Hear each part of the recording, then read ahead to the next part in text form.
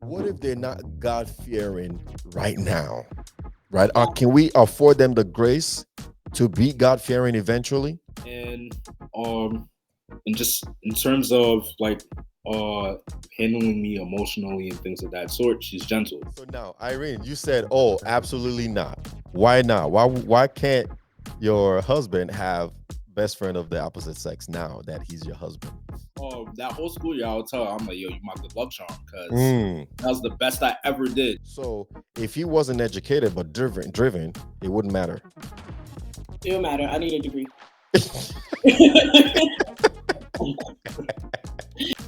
That whole school year, I'll tell her, I'm like, yo, you my good luck charm, because Mm. that was the best I ever did.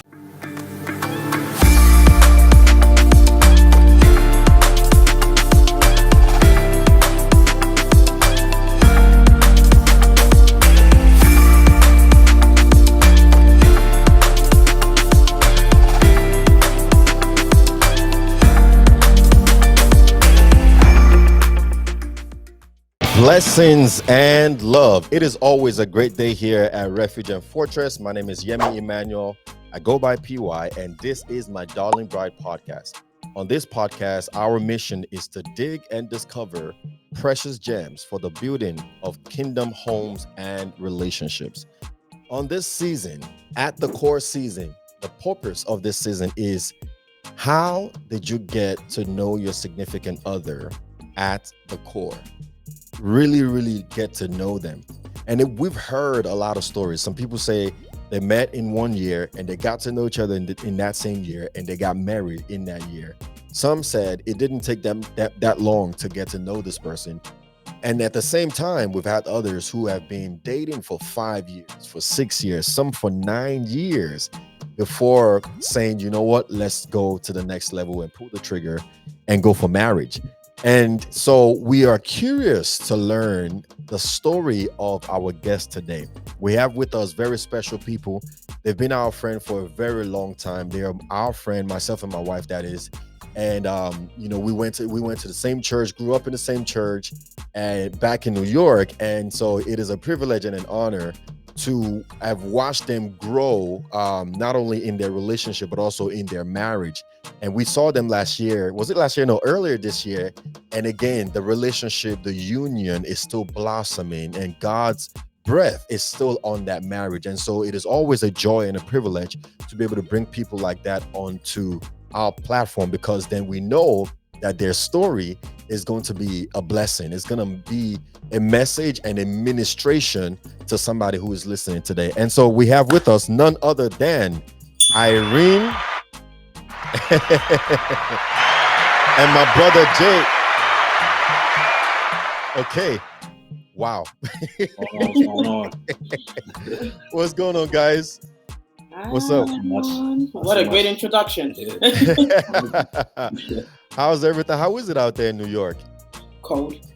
Honestly, Right? the weather confused out here. The weather's confusing. Yeah, we'll get high 60s one day, low 40s the next.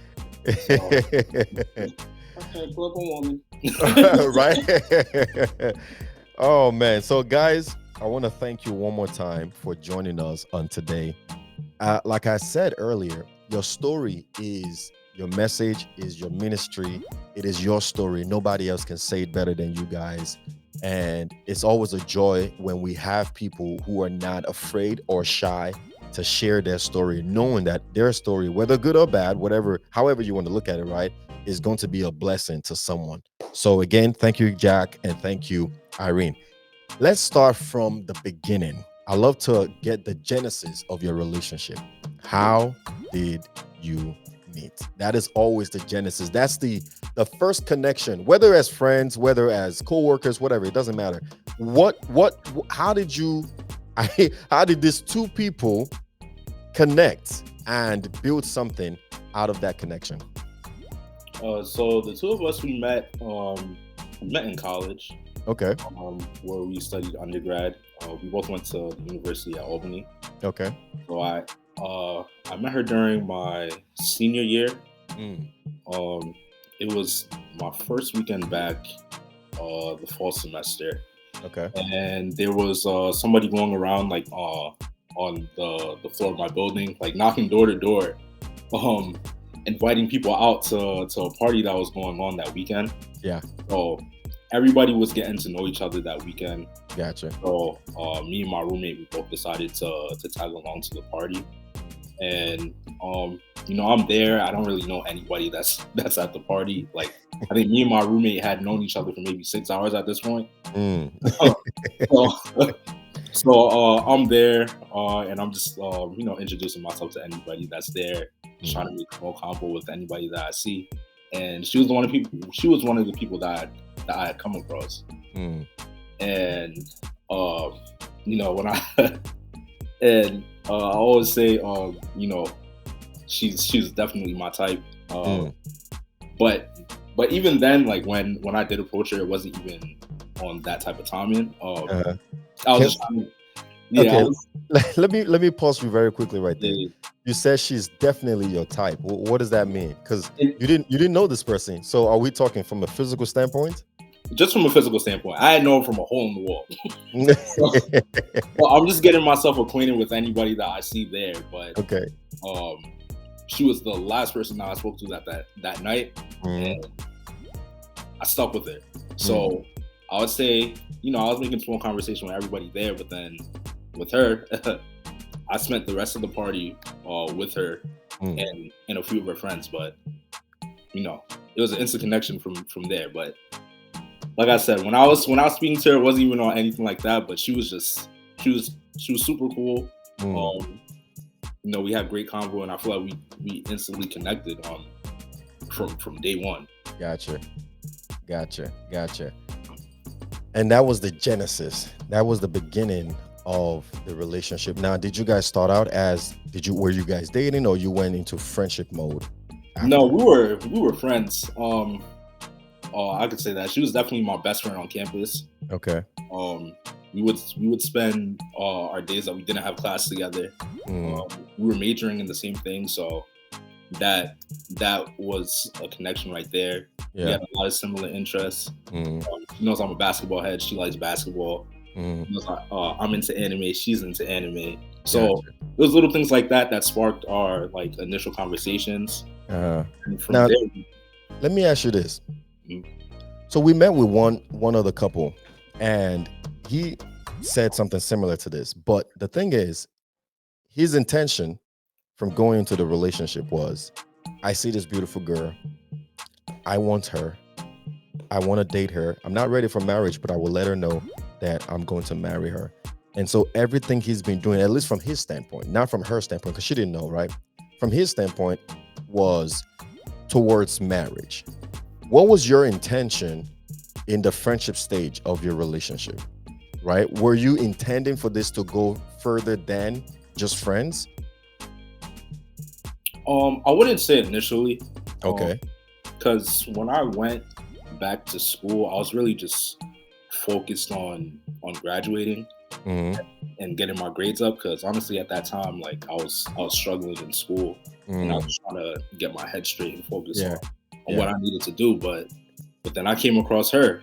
Yeah. And honestly, that was the best I've done academically in my life. I see she's laughing.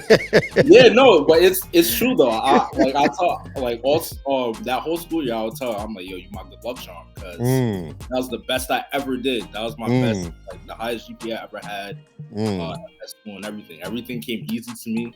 Yeah, I had her on my back. Yeah, she was pushing me, and she still does today. That's good. That's good. Now, and Irene, I'm going to ask you this, because you made a point just now how she's your best friend, and that is a conversation in and of itself, right? Having best friends of the opposite sex without the intention of relationship, at least in the beginning stages. How did you navigate that? How did you navigate that then, right? And that is not awkward or weird that your best friend is a girl for you, Jack, and Irene, that your best friend is a guy. How was that situation back then? And now that you guys are married, would you allow each other to have best friends of the opposite sex? No, absolutely not. Yeah, sisters. It's okay. Yeah, sisters. He's okay. It's okay. How did you navigate it in the past? Well, for me, growing up, I was always like into sports. Mm, I was not much of like a girly girl, more of like a tomboy. mm, So, definitely, having like female friends and male friends is kind of when you find, I guess, when you find somebody that has the same interests as you. And growing up, not a lot of girls like sports or like going outside to go play football. So just finding somebody that I could talk to, watch things with, just do things without feeling like I have to change who I am as a person. And that was what made it so easy for me. He was not only understanding, but like you said, we had the same interests. So to me, it was just, oh my God, I found somebody who I felt comfortable with. I ain't have to feel like, oh, when it came to doing like certain things, activity, we had to compromise because we both like the same things. Yeah. So it definitely made it easy. It was not something I, thought about too much. As far as, oh my God, my best friend is a guy, because it would just, I felt like, well, God placed this person in my life. Well, I'm gonna enjoy life's short.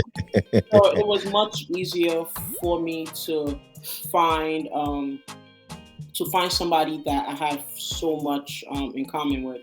I mean, also at that time too, when we did meet, I had I met a girl first during orientation. She was the one that actually lived in the same dorm as him, across from him.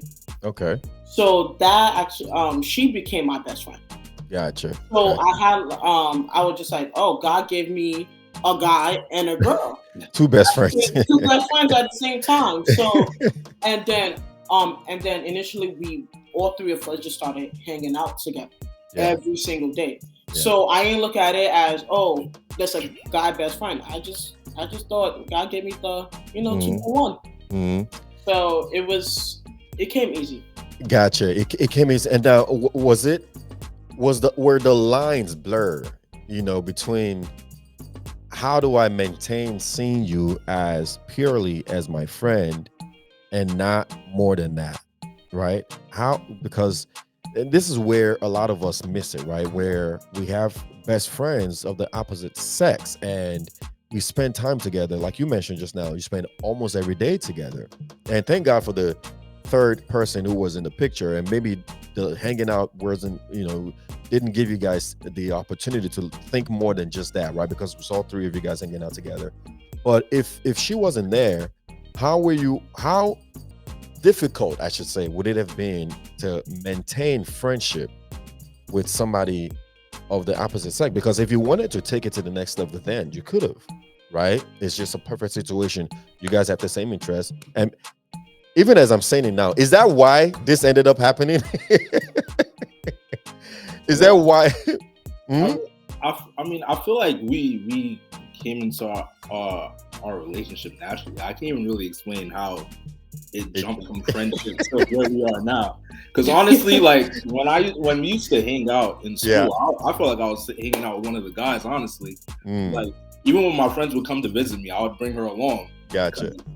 We were all into the same stuff, so it didn't feel like it was anybody of the opposite sex. It was just a homie. So it was a plus, right? Yeah, absolutely. And okay, so now Irene, you said, oh, absolutely not. Why not? Why can't your husband have best friend of the opposite sex now that he's your husband? Because I'm right here. I'm his best friend. But you have two best friends, Katie.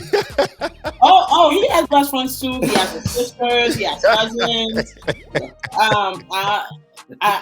I feel like you don't get better than me or his sisters. So say that. Say that. And also, my best friend, they're friends too. So he has all the females he needs in his life. He has his mom.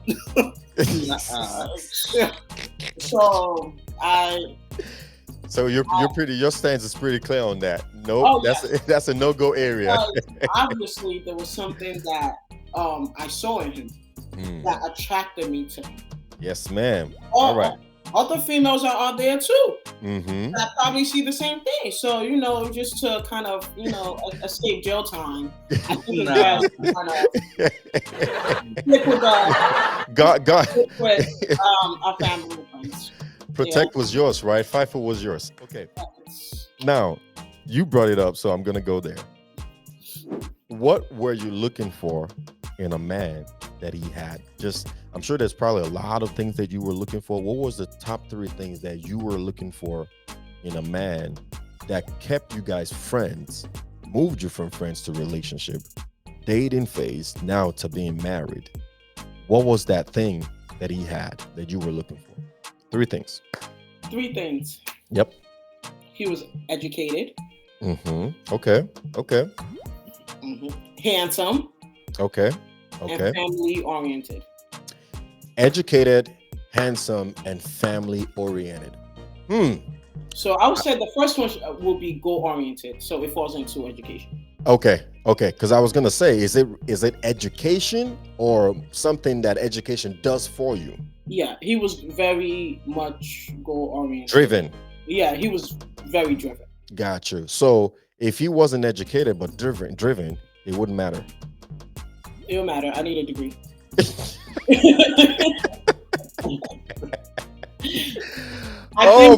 That was not a deal. That was kind of something I was not like negotiating. Because, well, like you said, we had the same age, so that was honestly just a plus for me. Like, to me, like I always said, I saw this handsome guy, but then he was a nerd. It was like kind of like a little nerdy. So I was like, oh, okay. You're cute, but you're also intelligent, which honestly kind of just did it for you. It did it for me.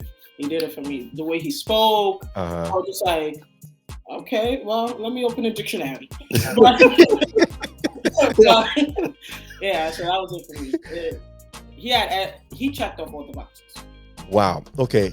And this is important. And this is why I love this. Because when you hear a lot of people's story, everybody say different things. You didn't say, I want a man who is God-fearing. Like, that's what everybody has been saying. I need somebody God-fearing. I need somebody God-fearing. I need somebody God-fearing. And there's absolutely nothing wrong with that, right? But I wouldn't say I have a problem with it, because it's what you want, it's your preference. But it put me in a position where I'm thinking, so if somebody's not God-fearing, is that a deal breaker? Oh, definitely. Right? Okay, so but you say it is a deal breaker, but what if they're not God-fearing right now? Right? Can we afford them the grace to be God-fearing eventually? Yes. Right? To know Christ eventually? And that's exactly why I think when I speak about things that drew me to him, it's not usually the top, because like you said, everybody has their journey. Different journey. They have their journey. Yeah. And with us being in school, going to college, you can be like, yes, I want a God-fearing man, and then this man comes along, oh yes, I read the Bible, I do this, but he's saying things that you want to hear. So my main thing is I have to experience it myself. Yeah. So you can tell me all these things that you think I want to hear, but then I start dating you and I don't see it. So when we first started out, I was in my journey as well with getting closer to the Lord, just my spiritual journey overall. So I can't, it wasn't my place to say, oh, who's somebody that's practicing the right way, or this is what I'm looking for, because to me, I didn't even know. Until later on, I got closer to my faith. I grew more in my faith. Let me say, I grew more in my faith, and I started understanding exactly what a God-fearing man is. So as time went on, we went to church together. Gotcha. We prayed together. There were just certain things that he showed me, he didn't tell me. I'm always actions speak better than words. Words. So yes, I could say I want a God-fearing man, but what if now, a month or two later, he says yes, he's God-fearing, but then I start seeing little things that you're doing, and I'm just like, no. Yeah. So it was better for me to get to know him better, and then to see where his faith was. And what he really was about. Yeah, I love it. I love it. And I love the fact that I love the uniqueness of everybody's story. And when people say God fearing, it's a beautiful thing, because again, there's a reason behind that. Like the person we just met with, he said he didn't want a new convert. He wanted somebody who had been in Christ for some time, because then they would have grown in Christ. They would understand some things he says from a biblical standpoint. And so that was important for him. But then it got me thinking, okay, if I met a beautiful girl, she's kind-hearted, she has education, like you said, and she's got a good head on her shoulder. The only thing is the spiritual aspect of things she hasn't really quite figured out yet. Would that be a deal breaker for me? I've always thought about that. And I love that you said, number one, education is huge for me. Number two, you got to be handsome. I need to be able to be happy waking up next to you every day. Not that, ooh, I love you, but ooh, glory to God. And everybody has their own definition of handsome, but he was my handsome. Exactly. So beauty is in the eyes of the beholder, like they always say, right? But you've got to be happy waking up next to that person every day. And I'm saying that because there are people who say looks shouldn't matter. It's a shallow thing to think about when you say looks is important, or because no, looks does matter. And it's not shallow, it's not ungodly, it's not unrighteous, right? It does matter, because like you just said, it's your handsome, it's your beauty. What you think as beautiful is what you think is beautiful, and that's great. But you need to see this thing and see beauty, because if you're looking at this person and all you see is the opposite of beauty, then something ain't right somewhere. Now, going back to the mister, what were you looking for in a significant other that she had and did it for you? Number one for me is family oriented. So I think that's one place where we definitely saw eye to eye. Gotcha. Respectful and beautiful. So, and I feel like with those three things, those three things are all encompassing.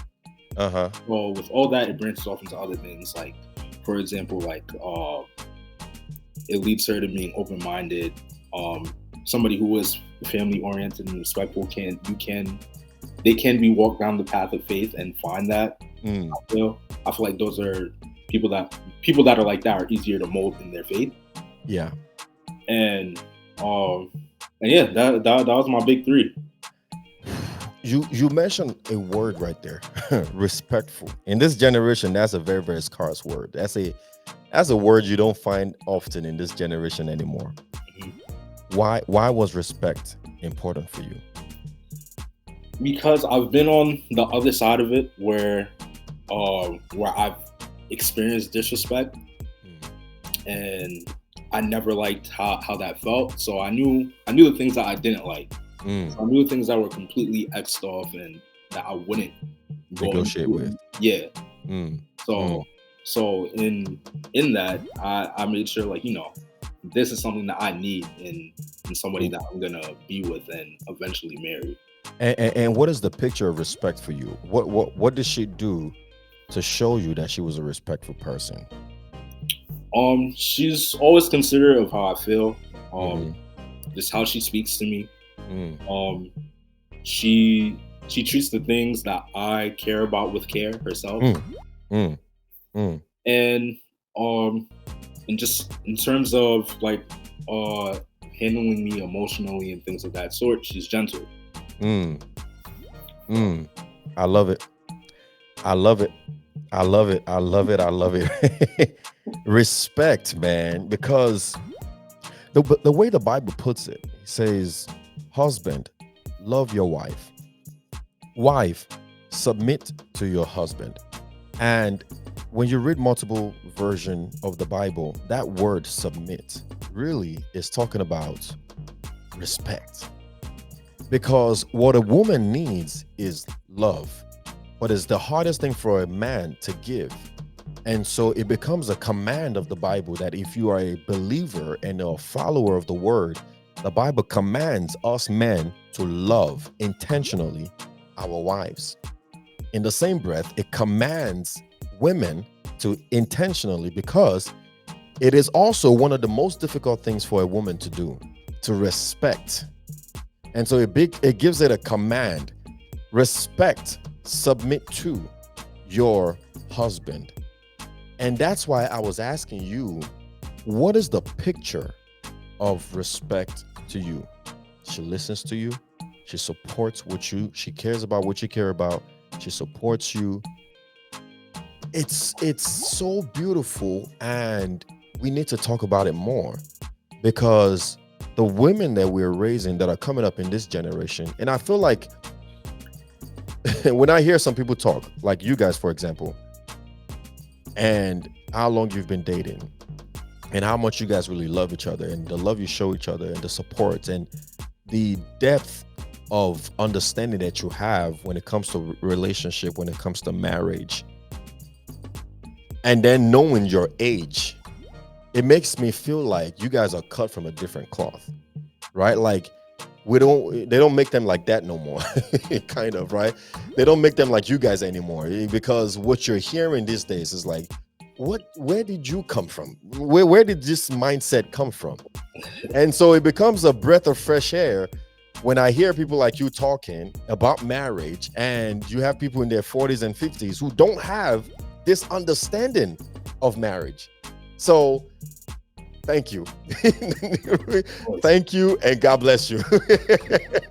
Right? So I asked this question before, and I'm going to ask you, not to you guys, but a different couple, and I'm going to ask you guys also.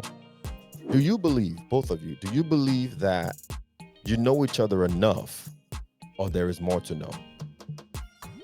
Definitely more to know. I agree. You can always, I feel like the cup of learning is never full. There's always something that you could pick up, improve on. So yeah, absolutely more. And what is your approach to the unknown, right? If you say there's definitely more to know, that means you don't know everything. You don't know how she's going to react to something. You don't know how he's going to react to something. And life is life. When life lives, when life is life in, things occur, right? Things happen. What is your approach towards that, towards the unknown? I don't know what he would say. Like, you don't know, like you guys are not parents yet. When that time comes, how do you know his reaction to that or her reaction to that? That's a good thing. When something not so great happens, maybe a contract you were trying to secure, it didn't work out the way you expected it to work out, not knowing God has something bigger for you in place, but something, a little bit of a disappointing situation. You don't know how you would react to that situation, or a life-altering situation. For example, my wife, she lost her father recently, and that shook us as a family, shook her as an individual, but I did my best to be there for her. That's something she never expected, we never expected, not knowing how she would react to that or handle that. Some people could have gone to the bar and just get wasted and say, oh my God, life is over. You know, everybody's reaction is different. What is your approach to the unknown? The things you don't know, you didn't plan for, you haven't anticipated. Does it scare you that you don't know how they would react to something that's never happened yet, that hasn't happened yet?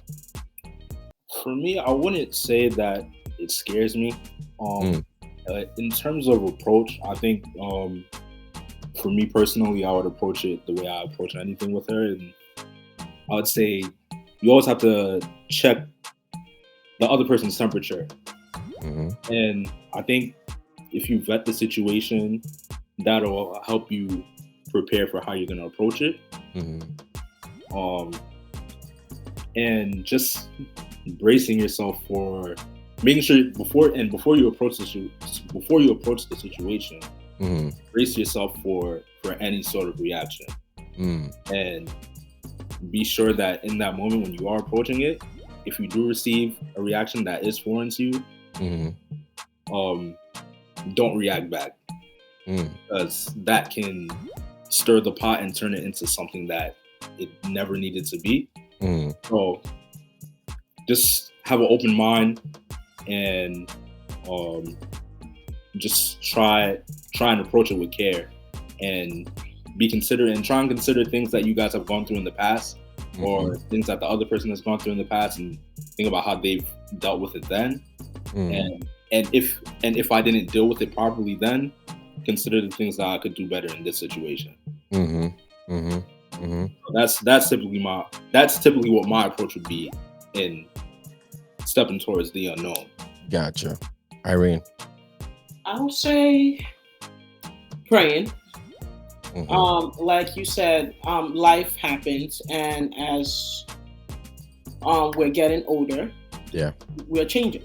Yep. And the person he met when I was 20, definitely not the same person I am now today. Yeah. So I would say one of my biggest things is just always praying. Is asking God for guidance to help you understand things that you may not understand. In that, like you said, in that moment, things like the reaction you may receive may not be something that you've known before. Maybe foreign. Yeah, it may be foreign. It's just about asking for guidance. Yeah. And one thing that we have also spoken about is definitely life happens, situation happens. We're human. We get angry at times. Something that we have tried to incorporate that we've spoken about is before we talk or deal with that situation, we pray together first, and then we go into the situation, or we talk about the situation. So just asking God to be in control and not necessarily use our words, but the words that He gives us to speak to each other is something that we have learned and started incorporating into our discussions, our communications, our problems, our disagreements. It hasn't failed us yet. So I love it. And I love that last part. And it hasn't failed us yet. God is good, man. I love it. I love it. All right, so my producer is telling me that we are running out of time. So we're gonna we're gonna bring it to a close. But before we do, Mister, I could keep going on and on, but you guys have said enough for us to develop a few conclusions here, and those who are listening can be blessed. That's my point. I don't want us to come up here and give fluff, right? And then paint pictures that is not true. Be as open, as honest as you can be, no matter how crazy the truth may be. It's your story, and it's not always rosy. So, but we just thank God for what God is doing in your relationship. So before we go, Jock, we're going to give you about 59 seconds to say a few words to your darling bride. A word of affirmation, a word of endearment, endearing words to your darling bride, just to appreciate her for being who she is. Okay, certainly. So, babe, thank you for all that you do. Thank you for holding my hand through my journey as a man. I wouldn't be where I am today without you, and I mean that wholeheartedly. It's very cliche, but you push me in every single thing that I do. You've carried my hand through my faith and made me a stronger man in Christ. And I know that when we do have a family, we will be in great hands. I've seen how you care for all the little ones in our family, both our nephews, nieces, our loved ones' kids, and I'm confident that you'll be the greatest mother in the world. And I pray that God continues to bless you and carry you in all that you do. I know with your blessings, you'll continue to bless me. And just continue to be the woman that you are. You are a phenomenal woman. I love you. A lot of people love you. And the care that you put into everything that you do is appreciated and received. So once again, I'm gonna tell you I love you again, and you are certainly appreciated. And giving you my last name is probably the best gift I could have given you to this day. Come on. So, Amen. Come on. Amen. I love it.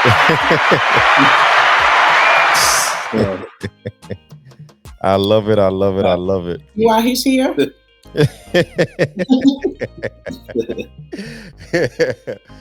Guys, I want to thank you for this time with you, for coming on my Darling Bride podcast and sharing your story. I want to thank both of you for giving each other the permission to be able to share each other's story and not be shy about it or not be selfish about it. That's another thing too, right?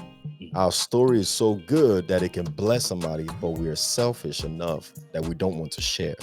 So I thank you for not being shy and not being selfish. God bless you.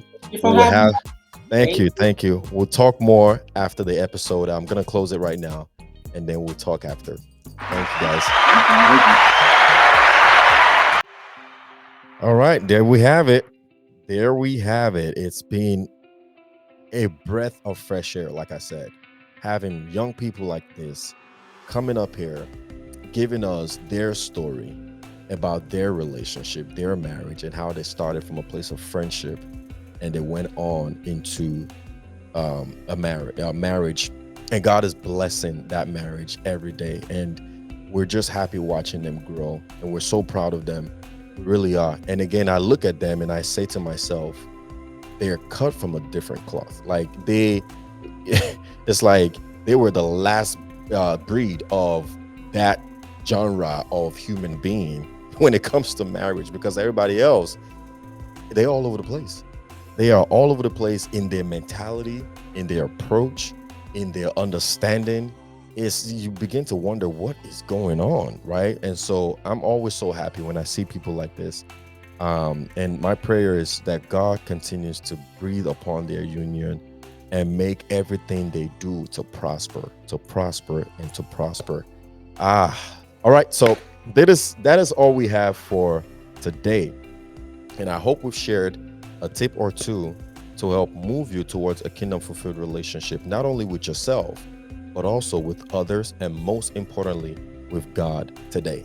Until next time, be the light, be the salt, and remember, all things are possible if you believe.